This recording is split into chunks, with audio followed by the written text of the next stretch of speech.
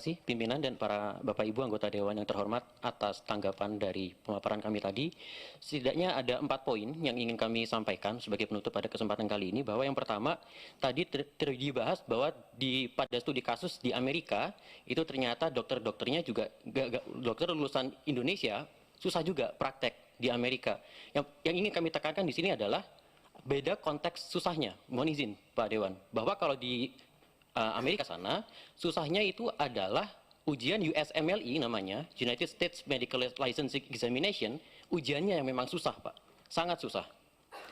Jika berkaitan dengan konteks kita yang ada di Indonesia yang kami rasakan saat ini adalah, susahnya adalah menunggu birokrasi yang lama itu tadi. Bisa dibayangkan bahwa untuk placement test, tes penempatan untuk ujian adaptasi saja, itu bisa memakan waktu hingga 1 tahun. Belum lagi nanti untuk proses adaptasinya, itu membutuhkan waktu lagi 1,5, ada yang 2 tahun. Jadi di total kita bisa menambah 4-5 tahun waktu kembali untuk proses adaptasi ini. Oleh karena itu, inilah yang ingin kami perjuangkan dari rekan-rekan dokter lulusan luar negeri yang tergabung di dalam Perhimpunan Kedokteran Luar Negeri atau Perluni, bahwa proses adaptasi yang ada di Indonesia bagi dokter-dokter lulusan luar negeri, apakah memungkinkan untuk bukan dipermudah, tapi diperjelas. Baik itu dari segi alurnya, baik itu dari segi biayanya. Saya mau tahu adaptasi itu ngapain aja? Kuliah lagi, internship, kayak zaman dulu tuh apa sih sebutnya, koas gitu misalnya. Apakah dirimu sudah di sana jadi dokter spesialis, tapi begitu ke sini harus jadi dokter yang bantuin di bawahnya dokter spesialis gitu.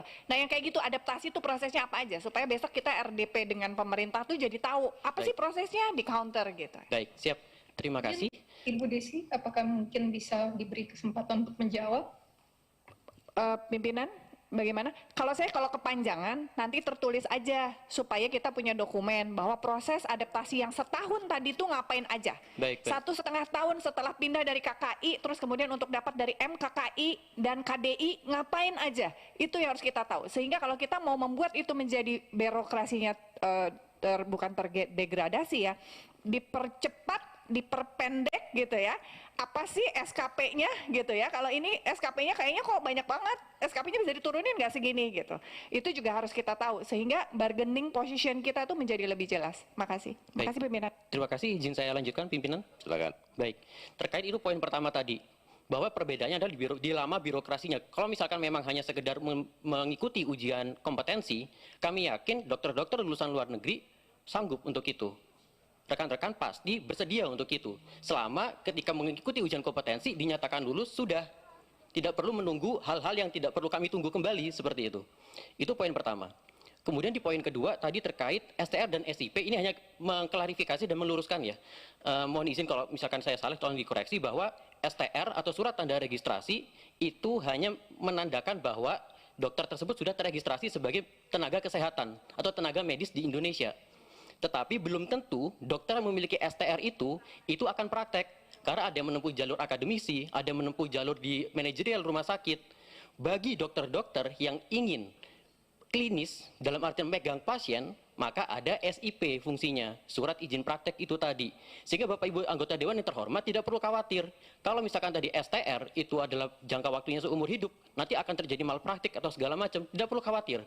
Karena yang menentukan apakah dokter-dokter tersebut itu qualified untuk praktek di SIP itu tadi, bukan di surat tanda registrasi itu tadi. Dokter yang memiliki STR belum tentu memiliki SIP, tapi dokter yang memiliki SIP sudah pasti memiliki STR. Ini juga yang ingin kami gaungkan di sini, apakah memungkinkan bagi dokter-dokter lulusan luar negeri yang sudah menjalani proses-proses studi di luar negeri dan internship di luar negeri untuk bisa mendapatkan STR-nya langsung ketika sudah dinyatakan qualified, dalam artian ijazahnya sudah disetarakan misalkan dan juga sudah diakui oleh Kemendikbudristek Dikti di sini, bisa didapatkan STR sehingga kami bisa terdaftar dulu sebagai tenaga kesehatan di Indonesia. Kalau misalkan rekan-rekan sejawat nanti ada yang ingin praktek, silahkan mengikuti proses adaptasi untuk mengurus SIP-nya, seperti itu. Karena itu adalah 2 hal yang berbeda, antara terdaftar dengan terkualifikasi untuk praktek itu tadi. Itu poin kedua. Dan pimpinan, poin ketiga, maaf, saya jadi tertarik, maaf pimpinan, ini agak jadi panjang. Maksudnya biar sekalian full gitu kan, kita jarang-jarang mendengarkan yang berproblem-problem seperti ini. Maksud saya, Harusnya sih mudah ya STR. Toh semuanya yang lulus di sini adalah warga negara Indonesia. That's the first thing. Betul. The second one is, kenapa kita berbicara soal STR yang diminta ini adalah lifetime? Believe me, it's hard. I did the same thing. I've been doing the same thing untuk undang-undang profesi psikologi, pendidikan dan layanan psikologi. They don't want it. Mereka tetap STR itu 5 tahun, tidak mau. Itu salah satu permintaan saya pada saat prosesnya baru loh kemarin loh. Baru kemarin ya. Saya jadi masih, kalau saudara-saudaraku minta ini for the rest of your life, STR yang disebutkan sebagai KTP supaya nggak ribet gitu kan. Saya juga menyampaikan hal itu pimpinan. Jadi ini jangan sampai kita seolah-olah gampang nanti kita perjuangan PHP. Insya Allah enggak, mereka nggak mau. Nggak mau, nih maaf ya direkod nih. Saya ingat banget, nggak mau.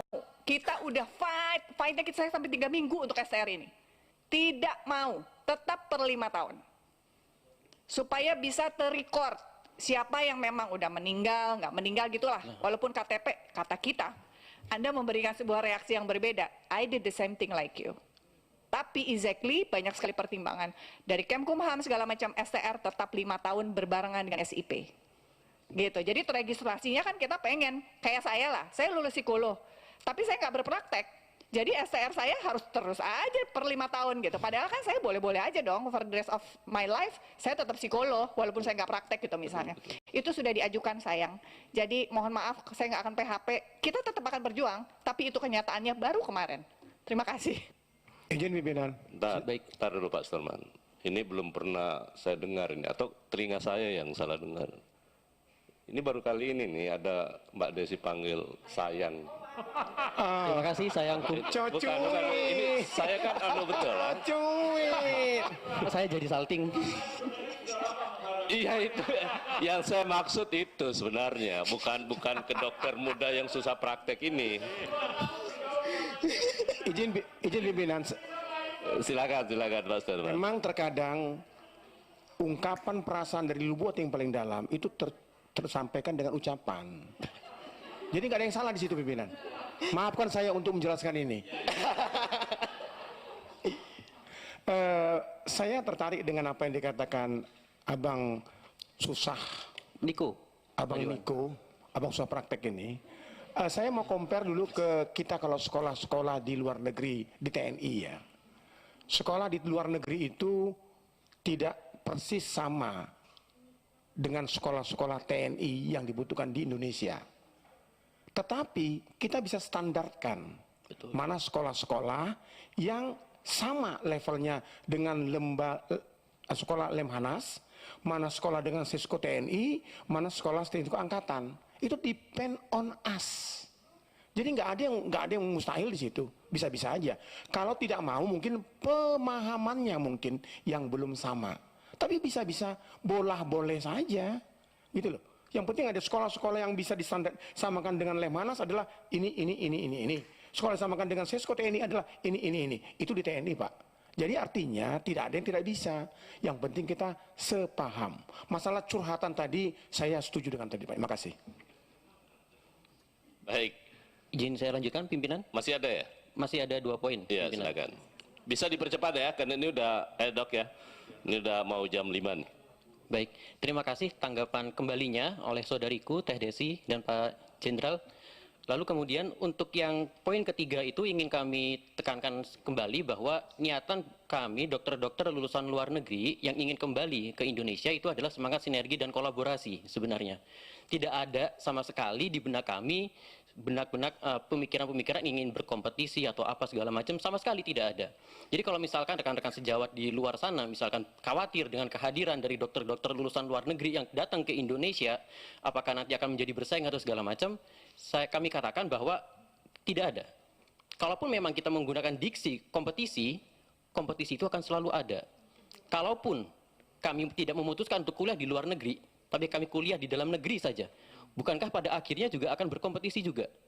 Tidak ada perubahan dari jumlah kompetitor yang ada di dalam kompetisi tersebut. Itu yang ingin kami tekankan. Bahwa kami ingin bersinergi, justru karena kami kangen dengan Indonesia, ingin kembali ke Indonesia untuk berkontribusi terhadap sistem atau tenaga kesehatan, sebagai tenaga kesehatan yang ada di Indonesia ini, seperti itu. Adapun untuk poin berikutnya, poin terakhir mungkin akan disampaikan oleh Dr. Sherin tadi di Zoom, silakan. Ini sebelum ke Dr. Sherin, saya harap semangat ini itu juga nanti setelah dapat STR maupun SIP tadi, itu semangatnya jangan cuma sampai di Jakarta, ya.